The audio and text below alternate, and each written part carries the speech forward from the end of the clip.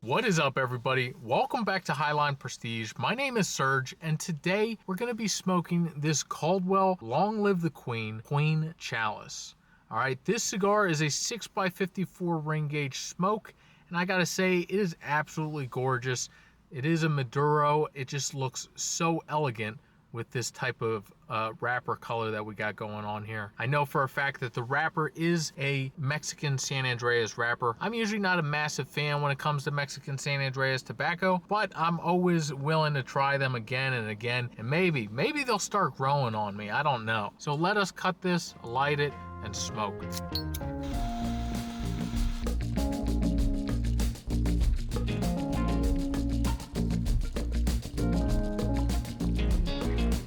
This is going to be an interesting smoke for sure. First off, we got a good amount of smoke going, and we got a pretty decent draw as well. We're still somewhat in the very beginning here. The initial flavors I picked up was a little bit on the salty side, and you have a little bit of the black pepper in the back. I think this is going to be a nice bold smoke.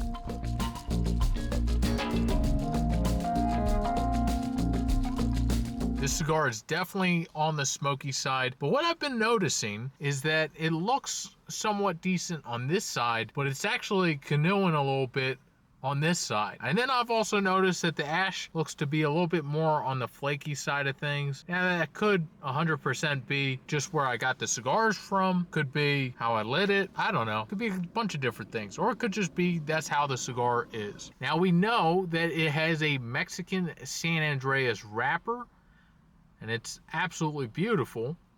But what is the binder and what is the filler? The binder is a Indonesian Sumatra binder. That's pretty cool. You don't see that every day. And the filler is comprised of Dominican tobacco as well as tobacco from the United States. So that could be tobacco from Florida, it could be tobacco from Pennsylvania or somewhere up near Connecticut. Who actually knows? I don't know. But what a unique tobacco blend. Now talking flavor, all right? This cigar, right off the bat, in the very beginning, you could tell it's going to be bold at times, and it's going to be very complex. All right, in the beginning, I was getting those little bit of notes that I mentioned, and now it's kind of changed, not drastically, but it's changed definitely from how it was tasted in the beginning. Now it's a little bit more on the woody side of things, and there's a little bit of cream notes and almost like a bread-like texture in the flavor, if that makes sense at all. And you still have a little bit of that pepper. It's not as bold as it was in the beginning. And probably what I'll do is, this ash looks like it's crumbling and ready to fall.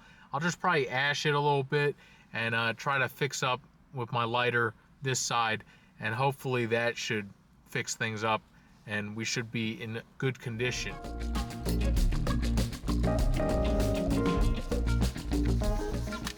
I think I got it lit up pretty good there. So we'll see if it can fix itself. I'll give it some time, let it do its thing, and we'll keep on puffing away. So guys, I actually got a little sideways there. I started smoking the cigar. I was talking on the phone. Totally forgot about the time.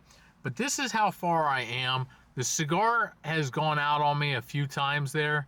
And actually, if you look at the burn line, it looks like we fixed up that canoeing pretty good there. I would say flavor-wise, and I do have to relight this thing up, but flavor-wise, I was getting a little bit cedar, a little bit of spices there, along with the pepper. And you could also say that perhaps there was also a little bit of leather action going as well. So let's light up this thing once again and keep on puffing away with it.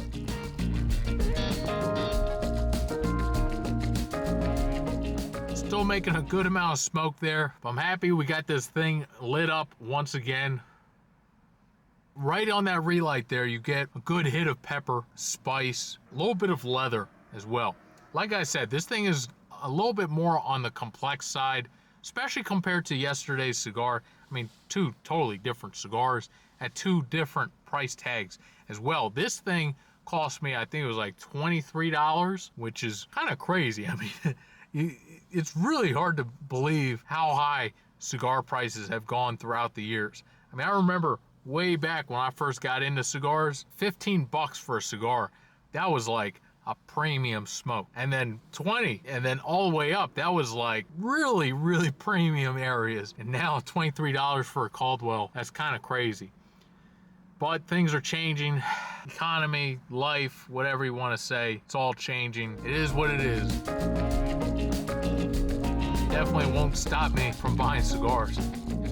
Not too bad of a burn, but it's actually kind of crazy, you know, us talking about prices and cigars and all that stuff. Yesterday's smoke, the El Mago El Cubano, that thing was a $8.55 cigar, and that thing, the burn was absolutely incredible. If you guys have missed that video, go check it out. It was delicious smoke, especially for being under $10. I mean, absolutely incredible. And it came with a tubo. Can't go wrong with a tubo. Come on. And we'll probably meet back here when we get closer to that label there.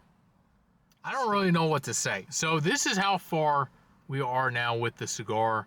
As you can see, it looks like it's blowing up pretty badly down there. When I took off the label, it took some of the tobacco with it. I tried to clean up the cigar as well as I could for right now. I also looked online to see if anybody else has ever had the same issue with this cigar. Now, again, it could be a number of factors of why I'm having such a rough situation with this cigar. So I saw that actually Half Wheel did a review on this cigar, this blend, just in a different size, and they said that they were also having an issue with combustion, and they also listed in that review a bunch of reasons why it could potentially be happening. It could be happening from the manufacturing side, or it could be happening on them getting the cigar, that shipping process. You know, a number of factors. At the end of the day, you know, you have good cigars, and then you have cigars that are still good that have issues. I'm not dissing the cigar at all. It's a complex flavor. It's very interesting smoke. It's a beautiful cigar to look at for sure. I got nothing bad to say about this cigar, just the issues I'm dealing with. But it is what it is. It's a cigar that I get to smoke and enjoy and share with you guys. The one little tricky caveat here is that when you have a cigar that's so complex, especially a cigar that is heading towards that full body side, it's a little bit stronger, and the flavors start getting a little bit more concentrated the farther you go down here. It gets tricky having to relight the cigar, because you try to relight it to get the thing going again, and you're just getting hit with all these concentrated flavor notes, and it gets overwhelming at times. So I'm at that part where I'm going to try to get this thing going again, try to see if I can burn past this point here and see if it does what it should be doing. If not, then I'm just gonna put the cigar down, because my taste buds are getting smacked right now with the pepper, the leather, the cedar, the spice. There's a little bit of creamy notes have gone away, and you're just left with a real earthy, kind of drier, earthy flavor profile right now. So we'll see what it is, but that's gonna be it for me today. I hope you guys enjoyed the video. Please like, share, comment down below if you guys have had this cigar or had this issue. And what is your favorite Caldwell cigar? Anyways, guys, I'll catch you guys on the next one. Cheers.